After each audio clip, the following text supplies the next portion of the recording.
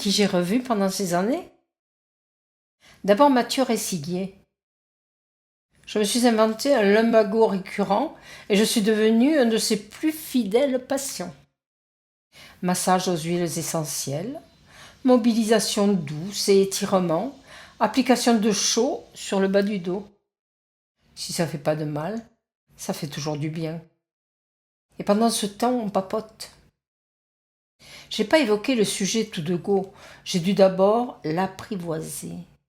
Moi, je lui ai parlé d'Alice, de notre rencontre, de notre mariage, de Joséphine, notre petite fille. Et naturellement, il m'a parlé de ses épouses, de la vivante et de la morte.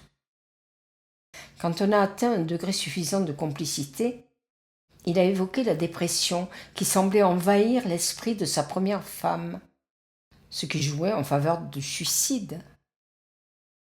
Plus tard, il m'a même parlé de Jeanne, l'amie de Guylaine. Une amitié plutôt sur le déclin avant le drame.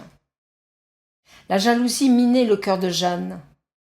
Les photos de Guylaine se vendaient mieux que ses toiles. Mais pour moi, il y avait autre chose. Un jour, alors qu'au service d'un mari trompé, je prenais des photos de deux tourtereaux qui s'embrassaient gaillardement dans le péché, sur la plage de Maguelone. En arrière-plan, un couple enlacé s'approchait. J'ai tout de suite reconnu mon ostéo. La femme qui était avec lui, vous n'allez pas le croire, c'était Guylaine. En fait, ce n'était pas Guylaine, c'était la même, son sosie.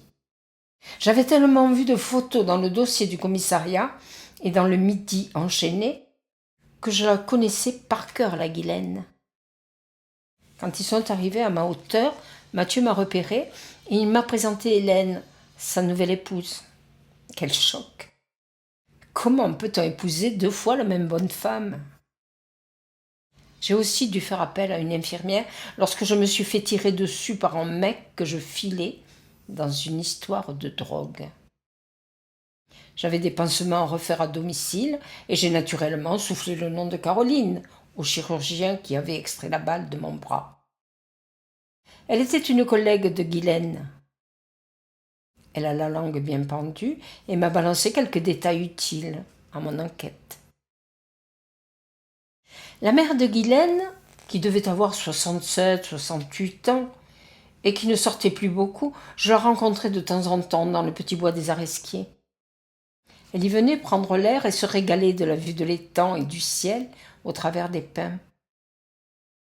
Avec l'âge, sa rancœur envers Mathieu Ressiguier prenait des proportions animales. Elle commençait toujours ses phrases par ces mots « Ne me parlez jamais de celui-là ». Et aussitôt elle lâchait un flot de rancune que j'enregistrais à son insu avec mon magnéto. Un jour, elle a craché le morceau en bavant de rage. Elle était persuadée que l'autre faisait sa fille tradida, cocu, avec la Jeanne.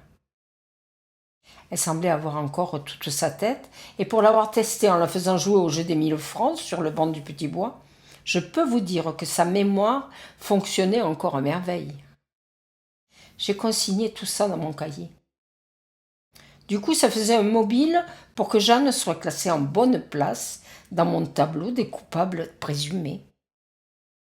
Mathieu y figure également, en haut du palmarès. Qu'est-ce qu'il reste de Guylaine?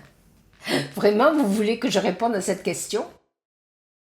Eh bien, je vais vous le dire. De Guylaine, il reste des cendres, stockées dans une urne dans le columbarium du cimetière marin à Sète. Il reste les nombreux entrefilés de cette fouineuse de journaliste en agodie. D'ailleurs, je les ai tous collectionnés, découpés et collés dans mon cahier.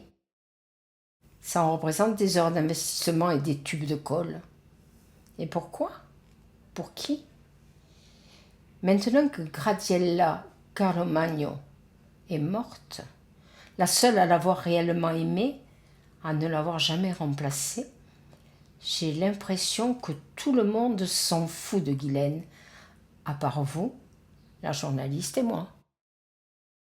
Mais surtout, ce qui reste de Guylaine, pour moi, C'est ce grand point d'interrogation sur la vérité de sa mort qui continue à miner mon existence.